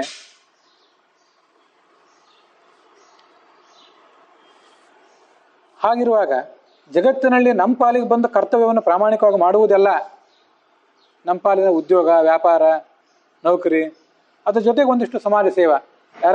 ಯಾರಿಗಾದ್ರೂ ಏನಾದರೂ ಅಗತ್ಯ ಇದ್ದರೆ ಅದನ್ನು ಕೊಡೋದು, ನಮ್ಮ ಹತ್ರ ಹೆಚ್ಚಿಂದಿದ್ದರೆ ಅದನ್ನು ಅವ್ರಿಗೆ ಕೊಡೋದು, ಎಲ್ಲವೂ ಅವನ ಸೇವಾನೇ. ಅದು ಮಾಡಿದಾಗ ಅವನು ತೃಪ್ತಿ ಪಟ್ಟೇ ಪಡ್ತಾನೆ. ಎಲ್ಲರೂ ಹೋಗಿ ದೇವಾಲಯಕ್ಕೆ ಹೋಗಿ ಅಲ್ಲಿ ಪ್ರದಕ್ಷಿಣೆ ನಮಸ್ಕಾರವನ್ನೇ ಹಾಕಬೇಕಾಗಿಲ್ಲ, ಅದೂ ಮಾಡಬೇಕು. ಅದು ಒಂದು ಕರ್ತವ್ಯನೇ. ಹಿಂದೆ ಅನೇಕ ಸರಿ ಹೇಳಿದ್ದೆ, ಮಕ್ಕಳಿಗೆ ನಾವು ಧರ್ಮದ ಸಂಸ್ಕಾರ ಬಿತ್ತಬೇಕು. ಹೇಗೆ ಬಿತ್ತಬೇಕು? ಅವರಲ್ಲಿ ದುರ್ಭಾವನೆಗಳನ್ನು ಬಿತ್ತಬಾರ್ದು. ಮೊನ್ನೆ ಭಗವದ್ಗೀತೆಯಲ್ಲಿ ಹೇಳಿದ್ದು, ಕೆಟ್ಟ ಭಾವನೆಗಳನ್ನು ಅವರಲ್ಲಿ ಬಿತ್ತಬಾರ್ದು, ಸದ್ಭಾವನೆಗಳನ್ನು ಅವರಲ್ಲಿ ಬಿತ್ತಬೇಕು. ವಾರಕ್ಕೊಂದು ದಿವಸ ಆದರೂ ಮಕ್ಕಳನ್ನ ಕರ್ಕೊಂಡು ಗಂಡ ಹೆಂಡತಿಗಳು ಅವರು ದೇವಾಲಯಕ್ಕೆ ಹೋಗಬೇಕು, ಮಠಗಳಿಗೆ ಹೋಗಬೇಕು, ಅವ್ರ ಸಂಸ್ಕಾರ ಬಿತ್ತಬೇಕು ಅವರಲ್ಲಿ. ಅದು ಮಾಡಬಾರ್ದಂತಲ್ಲ, ಆದರೆ ಅದೊಂದನ್ನೇ ಮಾಡಿ ವಾರಕ್ಕೊಂದು ದಿವಸ ಒಳ್ಳೆ ಕೆಲಸ ಮಾಡಿ ಇದು 6 ದಿವಸ ಕೆಟ್ಟ ಕೆಲಸಗಳನ್ನೇ ಮಾಡ್ತಾ ಹೋದರೆ ಭಗವಂತ ಮೆಚ್ಚೋದಿಲ್ಲ. ನಿಮಗೆ ಬಂದಿರುವ ಕರ್ತವ್ಯವನ್ನು ಪ್ರಾಮಾಣಿಕವಾಗಿ ಮಾಡಬೇಕು. ಆ ಸಂದರ್ಭದಲ್ಲೆಲ್ಲ ಭಗವಂತನ ಅವನೇ ಮಾಡ್ತಿದ್ದಾನೆ ಎನ್ನುವ ಎಚ್ಚರ ತಪ್ಪಬಾರದು. ಅದು ಭಗವಂತನ ಸೇವಾ. ಹೀಗೆ ಮಾಡಿದರೆ ಆ ಭಗವಂತ ಪ್ರೀತ ಆಗೇ ಆಗ್ತಾನೆ. ಇದು ಹರಿಪೂಜಾ ಅನ್ನುವ ದೃಷ್ಟಿಯಿಂದ ಮಾಡುವ ಭಾಗವತ ಧರ್ಮ. ಹಾಗಾಗಿಯೇ ಅರ್ಜುನ ಕೃಷ್ಣನಿಗೆ ಶತ್ರುಗಳನ್ನು ಕೊಲ್ಲುವ ಕೆಲಸ ಇದೆಯಲ್ಲ, ಅದು ಭಗವಂತನ ಪೂಜೆ ಅಂತ ತಿಳ್ಕೊ. ಯಾಕೆಂದ್ರೆ ಶತ್ರುಗಳೊಳಗೂ ಭಗವಂತ ಇದ್ದಾನೆ, ಮಿತ್ರರೊಳಗೂ ಭಗವಂತ ಇದ್ದಾನೆ. ಶತ್ರುಗಳ ಪೂಜೆಯನ್ನು ಆ ದೃಷ್ಟಿಯಿಂದ ಮಾಡು. ಶತ್ರುಗಳನ್ನು ನೀನು ಕೊಂದರೆ ಅವರು ನಾಳೆ ಅಧರ್ಮ ಮಾಡುವುದು ತಪ್ಪಿತ್ತು, ಆವಾಗ ಭಗವಂತನ ಪೂಜೆ ಆಯ್ತದು ಅಂತ ಕೃಷ್ಣ ಅರ್ಜುನನಿಗೆ ಹೇಳುವುದು ಅದೇ ಕಾರಣಕ್ಕಾಗಿ. ಇದೀಗ 176, 177, 178ನೇ ಪುಟದಲ್ಲಿದ್ದಾಯಿತು. ಮುಂದೆ 180ನೇ ಪುಟದಲ್ಲಿ ಮೋಕ್ಷದಲ್ಲಿ ಹರಿಪ್ರೀತಿ ಲಭ್ಯವಾದ ಇಷ್ಟಪ್ರಾಪ್ತಿ ಎಂಬ ಪ್ರಥಮ ದಳಕ್ಕೆ ಅಂತಿದೆ. 80ನೇ ಪುಟದಲ್ಲಿ ಕೊನೆಯ 2 ವಾಕ್ಯಗಳು, ಅಲ್ಲಿ ಕನ್ನಡದ ಅನುವಾದ ಪ್ರಾರಂಭ ಆಗ್ತದೆ. ಪುಸ್ತಕ ಎದುರುಗಿಟ್ಕೊಳ್ಳುವ ದೃಷ್ಟಿಯಿಂದ ಹೇಳಿದೆ. 180ನೇ ಪುಟದಲ್ಲಿ ಮೊದಲು ದಪ್ಪ ಅಕ್ಷರಗಳಲ್ಲಿ ಆ ಶ್ಲೋಕದ ಅನುವಾದ ಇದೆ. ಯತ್ಪಾದ ಪಂಕಜ ರಥಶಿರಸ ವಿವರ್ತಿ ಅನ್ನೋ ಶ್ಲೋಕದ ಸ್ಥೂಲವಾದ ಅನುವಾದ. ಮುಂದೆ ಆ ವಿಷ್ಣು ತೀರ್ಥರ ವ್ಯಾಖ್ಯಾನದ ಅನುವಾದ ಮೋಕ್ಷದಲ್ಲಿ ಹರಿಪ್ರೀತಿ ಲಭ್ಯವಾದ ಇಷ್ಟಪ್ರಾಪ್ತಿ ಅಂತ 80, 81 ಮತ್ತು 82ನೇ ಪುಟದಲ್ಲಿ ಅದು ಮುಂದುವರಿತದೆ. ಎಡಿಟಿಂಗ್ ಸ್ವಲ್ಪ ವ್ಯತ್ಯಾಸ ಆಗಿರೋದ್ರಿಂದ ಅದನ್ನೆಲ್ಲ ನಿಮಗೆ ಹೇಳಿದೆ.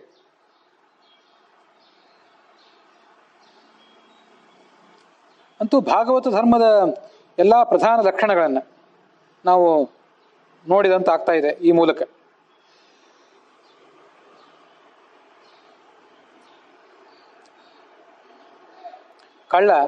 ಕಳ್ಳತನವನ್ನು ಮಾಡುವುದನ್ನು ನಿಲ್ಲಿಸಿ ರಾಜಸೇವಾ ಮಾಡಿದರೆ ದಯಾಳವಾದ ರಾಜ ಕಳ್ಳನನ್ನು ಅನುಗ್ರಹಿಸ್ತಾನೆ.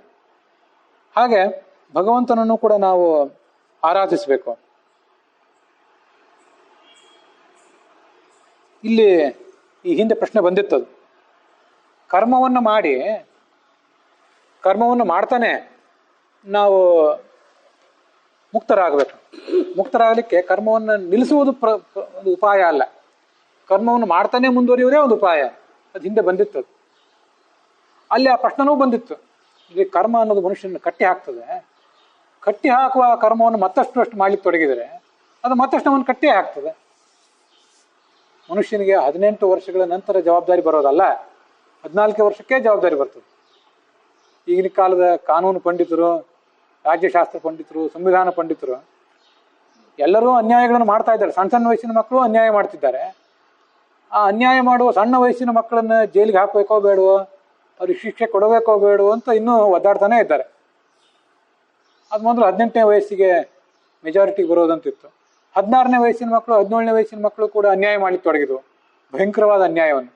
ನಮ್ಮ ಕಾನೂನಿನ ವ್ಯಾಪ್ತಿಯಲ್ಲಿ ಅದು ಬರೋದಿಲ್ವಲ್ಲ ಅಂತ ಕಾನೂನು ಪಂಡಿತರೆಲ್ಲ ತಲೆ ಕೆಡಿಸ್ಕೊಳ್ಳಿಕ್ಕೆ ಶುರು ಮಾಡಿದ್ರು. ಆ ಮೆಜಾರಿಟಿಯನ್ನು ಇನ್ನೂ ಕೆಳಗಿಳಿಸ್ಬೇಕು ಅಂತ ಅವ್ರಿಗೆ ಹೊಳಿಲೇ ಇಲ್ಲ. ಅದು ದುರ್ದೈವ. ಶಾಸ್ತ್ರ ಹೇಳಿದೆ, ಆ 14 ವರ್ಷ ಕರ್ಮಾಣಿ ನಿಯಮೇನತು ದಶಾವರಾಣಾಂ ಜನ್ಮಾನಾಂ ಕಾರಣಾನಿ ಕರೋತ್ಯಯಂ. ಅವರಿಗೆ ಕಾನೂನು ಮಾತ್ರ ಕಣ್ಣಿಗೆ ಕಾಣಿಸ್ತು. ಪರದೇಶದವ್ರು ಏನು ಕಾನೂನು ಮಾಡಿದಾರೆ ಅದೇ ಕಣ್ಣಿಗೆ ಕಾಣಿಸೋದು ಇವ್ರಿಗೆ. ನಮ್ಮ ದೇಶದ ಕಾನೂನು ಅದು ಬಿಡ್ರಿ, ಅದನ್ನೇನು ಮಾಡ್ತೀರಿ, ಹಳೆ ಕಾಲದ ಕಾನೂನು, ಅದ್ಯಾವುದೋ ಹಿಂದೂ ಧರ್ಮಶಾಸ್ತ್ರ, ಸನಾತನ ಧರ್ಮಶಾಸ್ತ್ರ, ಅದ್ಯಾವುದೋ ಮನುವಾದ, ಅದಕ್ಕೇನು ಬೆಲೆ ಕೊಡ್ತೀರಿ, ಬಿಟ್ಟುಬಿಡಿ. ಅದು ಸಂಸ್ಕೃತ ಅದ್ನ್ಯಾರು ಕೇಳ್ತಾರೆ. ಜಾತ್ಯತೀತ ಸಮಾಜ, ಜಾತ್ಯತೀತ ಸರ್ಕಾರ, ಬೇರೆ ದೇಶದವರದ್ದೇ ಕಣ್ಣಿಗೆ ಕಾಣಿಸ್ತದೆ. 18 ಅಲ್ಲ, 17, 16, 15 ಅಲ್ಲ, 14ನೇ ವರ್ಷಕ್ಕೆ ಮನುಷ್ಯನ ಜವಾಬ್ದಾರಿ ಬರ್ತದೆ. ನೀವು 14ನೇ ವರ್ಷದ ನಂತರ ಏನು ಕರ್ಮಗಳನ್ನು ಮಾಡ್ತಿರಲ್ಲ, ಚತುರ್ದಶೋರ್ಧ್ವಜೀವಿನೇ ಸಂಸಾರಶ್ಚ ಆದಿವರ್ಜಿತ. ಪ್ರಾಯ ನಾವೆಲ್ಲರೂ ಕೂಡ 14 ವರ್ಷಕ್ಕಿಂತ ಹೆಚ್ಚು ಬದುಕ್ತೇವೆ. ಶಿಶುಗಳ ಮರಣ ಪ್ರಮಾಣ ಇದೆ. ಆದರೆ ಶಿಶುವಾಗಿದ್ದಾಗಲೇ ಮರಣಿಸಿದವರು ಎಷ್ಟು ಜನ, ಬದುಕಿದ್ದವರೇ ಹೆಚ್ಚು ಜನ ಅಲ್ಲ. ಅದನ್ನೇ ನಮಗೀಗ 100-120 ಕೋಟಿ ಜನಸಂಖ್ಯೆ ಆಗಿರೋದು, 650-700 ಕೋಟಿ ಜನಸಂಖ್ಯೆ ಪ್ರಪಂಚದಲ್ಲಿ ಆಗಿರೋದು. ಎಲ್ಲರೂ ಶಿಶುಗಳಾಗಿದ್ದಾಗಲೇ ಮರಣ ಹೊಂದಿ ಆ ಮರಣ ಪ್ರಮಾಣವೇ ಜಾಸ್ತಿ ಆಗಿದ್ರೆ ಇಷ್ಟ್ಯಾಕೆ ಜನಸಂಖ್ಯೆ ಇರ್ತಿತ್ತು. ಅಂತೂ 14 ವರ್ಷಕ್ಕಿಂತ ಎಲ್ಲರೂ ಬದುಕ್ತಾ ಇದ್ದಾರೆ ಅಂತಲೇ ಅರ್ಥ. ಅದನ್ನು ಶಾಸ್ತ್ರ ಹೇಳಿದೆ. ಚತುರ್ದಶ ಊರ್ಧ್ವಜೀವಿನೇ, 14 ವರ್ಷಕ್ಕಿಂತ 14ನೇ ವರ್ಷಕ್ಕಿಂತ ಹೆಚ್ಚು ಬದುಕ್ತಾನೆ ಇದ್ದಾರೆ ಜನ, ಕಣ್ಣಿಗೆ ಕಾಣಿಸ್ತಿದೆ ನಿಮಗೆ. ಸಂಸಾರಶ್ಚ ಆದಿವರ್ಜಿತ. ಏನು ಕರ್ಮಗಳನ್ನು ಮಾಡಬೇಕು, ಕರ್ಮಗಳನ್ನು ಮಾಡುವ ಒತ್ತಡ, ಅದರ ಒಳಗಿನ ನಿರ್ಬಂಧ, ಅದರ ಪ್ರಕಾರ ಕರ್ಮ ಮಾಡ್ತಾನೇ ಇದ್ದಾರೆ. ಆದ್ದರಿಂದ ಇವತ್ತು ನಾವು 14ನೇ ವರ್ಷಗಳ ನಂತರ ಸುಮಾರು 70 ವರ್ಷ ತನಕ ಬದುಕ್ತೀವಿ ಅಂದರೆ ಸರಾಸರಿ ಆಯುರ್ಮಾನ ತೆಗೆಯೋಣ ಬೇಕಾದ್ರೆ. ಕೆಲವರು 60, ಕೆಲವರು 70, ಕೆಲವರು 75 ಬದುಕ್ತಾರೆ ಅಂತ ಇಟ್ಕೊಳ್ಳೋಣ. ಅಂತೂ ಔಷಧೋಪಚಾರ, ವೈದ್ಯಕೀಯ ಸೌಲಭ್ಯ ಹೆಚ್ಚಿರೋದ್ರಿಂದ 70 ವರ್ಷದ ತನಕ ಬದುಕ್ತಿದ್ದಾರೆ ಅಂತ ತಿಳ್ಕೊಳ್ಳೋಣ. ಸುಮಾರು 56 ವರ್ಷ ಬದುಕ್ತಾನೆ ಮನುಷ್ಯ. ಈ 56 ವರ್ಷದಲ್ಲಿ ಮುಂದಿನ 10 ಜನ್ಮಕ್ಕೆ ಬೇಕಾಗುವಷ್ಟು ಕರ್ಮ ಮಾಡ್ತೇವೆ. ಹಾಗಾಗಿ ಮತ್ತೆ ಜನ್ಮ ತಾಳ್ತೇವೆ. ಆವಾಗ ಮತ್ತೆ 56 ವರ್ಷ. ಆವಾಗ ಇನ್ನೂ ಮೆಡಿಕಲ್ ಫೆಸಿಲಿಟಿ ಅಡ್ವಾನ್ಸ್ಡ್ ಆಗಿದ್ರೆ 70 ಹೋಗಿ 80 ಆಗಿರ್ಬೋದು. ಯಾವುದೇ ರೋಗ ಬರಲಿ ಪರಿಹಾರ ಮಾಡಿಬಿಡ್ತೇವೆ ನಾವು. ನಿಮ್ಮ ತಲೆ ಹೋದ್ರೆ ತಲೆನೇ ಕೂಡಿಸ್ತೀವಿ, ಕೈ ಹೋದ್ರೆ ಕೈಯೇ ಕೂಡಿಸ್ತೀವಿ, ಹೃದಯ ಹೋದ್ರೆ ಹೃದಯನೇ ಕೂಡಿಸ್ತೀವಿ ಅಂತ ವೈದ್ಯರು ತಯಾರಾಗಿದ್ದಾರೆ. ಸದ್ಬುದ್ಧಿ ಕೂಡಿಸ್ತೀನಿ ಅಂತ ಮಾತ್ರ ಯಾರೂ ತಯಾರಾಗಿಲ್ಲ. ಉಳಿದೆಲ್ಲ ಅಂಗಾಂಗಗಳನ್ನು ರಿಪ್ಲೇಸ್ ಮಾಡ್ತಾರೆ, ಬುದ್ಧಿಯನ್ನು ಬದಲಾಯಿಸುವ ರಿಪ್ಲೇಸ್ ಮಾಡುವ ವೈದ್ಯ ಯಾರು ಬಂದಿಲ್ಲ. ಆದ್ರಿಂದ ಮುಂದಿನ 10 ಜನ್ಮಕ್ಕೆ ಬೇಕಾಗೋಷ್ಟು ಕರ್ಮ ಮಾಡ್ತಾನೆ, ಮತ್ತೆ ಕರ್ಮದ ಅಂಟು ಅವನು ಅಂಟ್ಕೋತದೆ. ಹಾಗಾದ್ರೆ ಇವನು ಇದರಿಂದ ಬಿಟ್ಕೊಳ್ಳೋದು ಯಾವಾಗ? ಅದಕ್ಕೊಬ್ಬ ವೈದ್ಯ ಬೇಕು. ನಿಮ್ಮ ಯಾವ ಹೃದಯ, ಮೂತ್ರಪಿಂಡ, ತಲೆ, ಮೆದುಳು, ಕಿಡ್ನಿ, ಕಣ್ಣು ಅದನ್ನೆಲ್ಲ ರಿಪ್ಲೇಸ್ ಮಾಡೋದಕ್ಕಿಂತ ಏತತ್ ಸಂಸೂಚಿತಂ ಬ್ರಹ್ಮನ್ ತಾಪತ್ರಯ ಚಿಕಿತ್ಸಿತಂ ಅಂತ ಬಂತಿಲ್ಲ. ಅದಕ್ಕಾಗಿ ಇಷ್ಟನ್ನೆಲ್ಲ ಹೇಳಿದೆ. ಯದೀಶ್ವರೇ ಭಗವತಿ ಕರ್ಮ ಬ್ರಹ್ಮಣಿ ಭಾವಿತಂ ಏವಂ ನೃಣಾಂ ಕ್ರಿಯಾಯೋಗಾ ಸರ್ವೇ ಸಂಸ್ಕೃತಿ ಹೇತವಃ ತಯೇವ ಆತ್ಮವಿನಾಶಾಯ ಕಲ್ಪಿತಾ ಪರೇ. ಭಾಗವತದ 1ನೇ ಸ್ಕಂದದಲ್ಲಿ ಬಂದಿರುವ ಶ್ಲೋಕ ಇದು. ಅದನ್ನು ಇಲ್ಲಿ ವಿಷ್ಣು ತೀರ್ಥಾಚಾರ್ಯರು ವ್ಯಾಖ್ಯಾನಿಸಿದ್ದಾರೆ, ವ್ಯಾಖ್ಯಾನದಲ್ಲಿ ತಗೊಂಡಿದ್ದಾರೆ. ಈ ನಾವಿದನ್ನು ಆರಂಭದಲ್ಲೂ ಕೂಡ ನೋಡಿದ್ವಿ.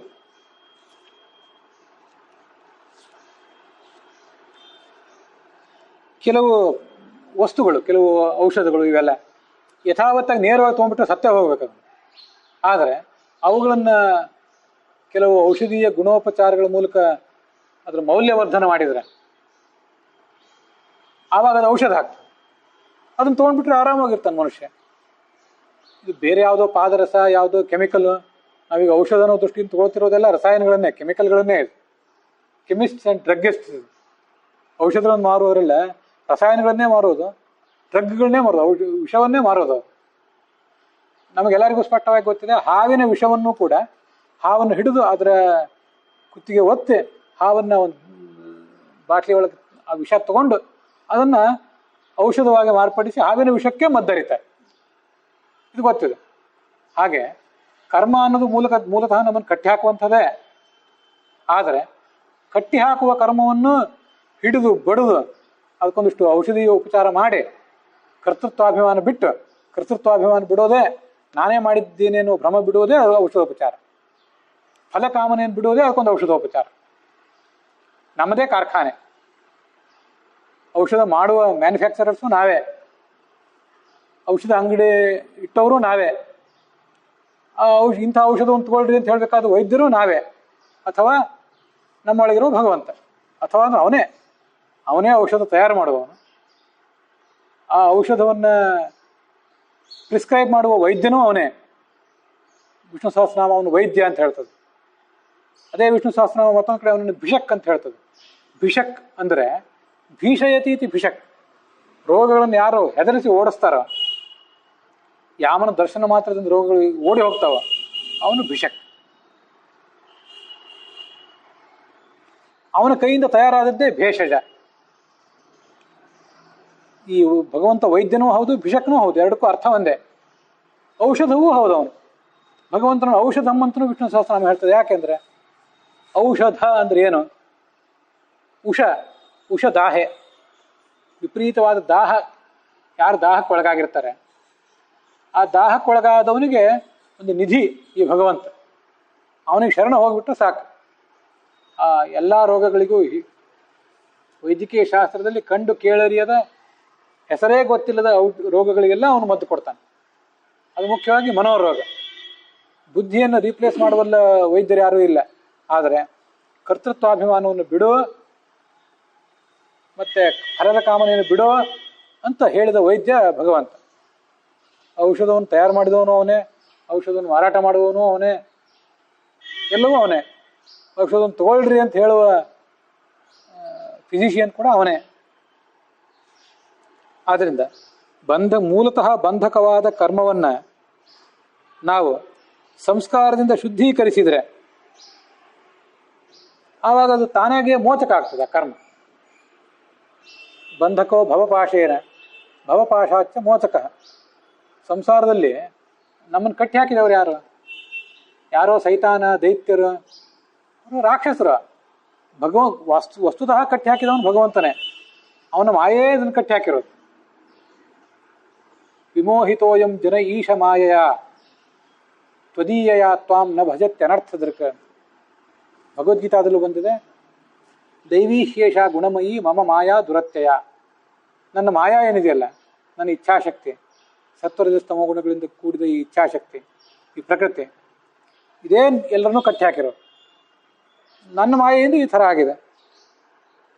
ಆ ಭಗವಂತನ ಮಾಯೆಗೆ ಅಧೀನರಾಗಿಯೇ ನಾವು ಯಾವುದು ಸತ್ಕರ್ಮ ಯಾವುದು ಅಸತ್ಕರ್ಮ ಅಂತ ತಿಳಿಯಲಿಕ್ಕೆ ಅಸಮರ್ಥರಾಗಿದ್ದೇವೆ. ಭಗವಂತ ತಿಳಿಸಿದ್ರೆ ತಿಳಿತದೆ. ಹೌದು. ಹಾಗಾಗಿ ಭವಪಾಶದಿಂದ, ಸಂಸಾರದ ಹಗ್ಗಗಳಿಂದ ನಮ್ಮನ್ನು ಕಟ್ಟಿ ಹಾಕಿದವನು ಅವನೇ, ಬಿಡಿಸಬೇಕಾದವನು ಅವನೇ. ಹೀಗೆ ಭಗವಂತನೇ ಕರ್ತೃವಾಗಿದ್ದಾನೆ, ನಾವು ಕರ್ತೃವಲ್ಲ. ಮತ್ತು ನಮ್ಮ ನಾವು ಮಾಡುವ ಕರ್ತವ್ಯದ ಉದ್ದೇಶ ಭಗವಂತನನ್ನು ಮೆಚ್ಚಿಸುವುದೇ ಹೊರತು ಯಾರೋ ಕಂಡ ಅವಿವೇಕಿಗಳನ್ನು ಮೆಚ್ಚಿಸುವುದು ನಮ್ಮ ಉದ್ದೇಶ ಅಲ್ಲ ಅನ್ನುವ ಎಚ್ಚರ ನಮಗಿದ್ರೆ, ಈ ಕರ್ಮಗಳೇ ಸಂಸಾರ ತಾಪತ್ರಯವನ್ನು ಪರಿಹರಿಸುವ ದಿವ್ಯ ಔಷಧ ಆಗಿಬಿಡ್ತವೆ. ಆ ಔಷಧವನ್ನು ತಗೊಳ್ಬೇಕು. ಇದನ್ನು ನಾರದರಿಗೆ ಯಾರೋ ಮುನಿಗಳು ಉಪದೇಶ ಮಾಡಿದ್ರಂತೆ.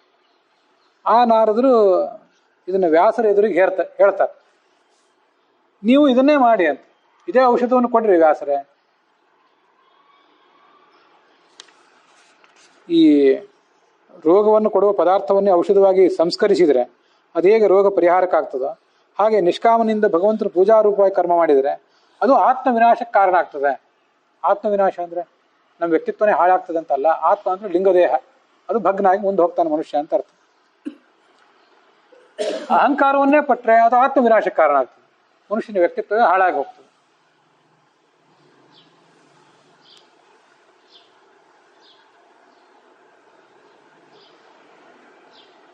ಈ ಎಲ್ಲ ಶ್ಲೋಕಗಳಲ್ಲಿಯೂ ಧರ್ಮಂತು ಸಾಕ್ಷಾತ್ ಭಗವತ್ ಪ್ರಣೀತಂ ಏವೈ ಭಗವತಾ ಪ್ರೋಕ್ತಾಃ ಧರ್ಮಾನ್ ಭಾಗವತಾನ್ ಬ್ರೂತ ತತ್ರ ಭಾಗವತಾನ್ ಧರ್ಮಾನ್ ಶಿಕ್ಷೇತ್ ಅಥ ಭಾಗವತಂ ಬ್ರೂತ.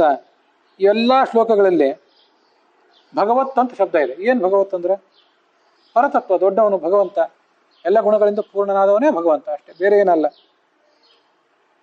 ಆ ಭಗವಂತ. ಮತ್ತೆ ಭಾಗವತರು ಅಂದ್ರೆ ಯಾರು? ಭಗವಂತನನ್ನು ಪೂಜಿಸುವವರೆಲ್ಲ ಭಾಗವತರೇ. ಭಗವಂತನನ್ನು ಪೂಜಿಸಿದರೆ ಲಿಂಗಾಯತರು, ಕ್ರೈಸ್ತರು, ಮುಸಲ್ಮಾನರು ಎಲ್ಲರೂ ಭಾಗವತರೇ. ಭಗವಂತನನ್ನು ಪೂಜಿಸದೆ ಹೋದರೆ ಬ್ರಾಹ್ಮಣರು ಭಾಗವತರಲ್ಲ. ಅಂಥ ಭಗವದ್ಭಕ್ತರು ಅವರೇ ಭಾಗವತರು. ಅವರು ಈ ಎಲ್ಲ ಧರ್ಮಗಳನ್ನು ಆಚರಿಸಬೇಕು. ಧರ್ಮಗಳನ್ನು ಆಚರಿಸಿ ಆ ಮೂಲಕ ಸಂಸಾರ ಅನ್ನುವ ರೋಗದಿಂದ ನಾವೇನೀಗ ಪೀಡಿತರಾಗಿದ್ದೀವಿ, ಆ ಪೀಡೆಯನ್ನು ಕಳ್ಕೊಳ್ಬೇಕು ಅಂತ ಅದರ ತಾತ್ಪರ್ಯ. ಅಲ್ಲಿಗೆ 243ನೇ ಶ್ಲೋಕದ ವಿವರದೊಂದಿಗೆ ಇವತ್ತಿನ ಈ ಶೋಭನ ಸಂವತ್ಸರದ ದಕ್ಷಿಣಾಯಣದ ವರ್ಷ ಋತುವಿನ ಅಧಿಕ ಶ್ರಾವಣ ಮಾಸದ ಕೃಷ್ಣ ಪಕ್ಷದ ಏಕಾದಶಿ ದಿವಸ ನಾವು ಮಾಡಿದ ಶ್ರವಣ ಇಲ್ಲಿಗೆ ಸಮಾಪ್ತವಾಗಿದೆ. ಶ್ರೀಕೃಷ್ಣಾರ್ಪಣಮಸ್ತು.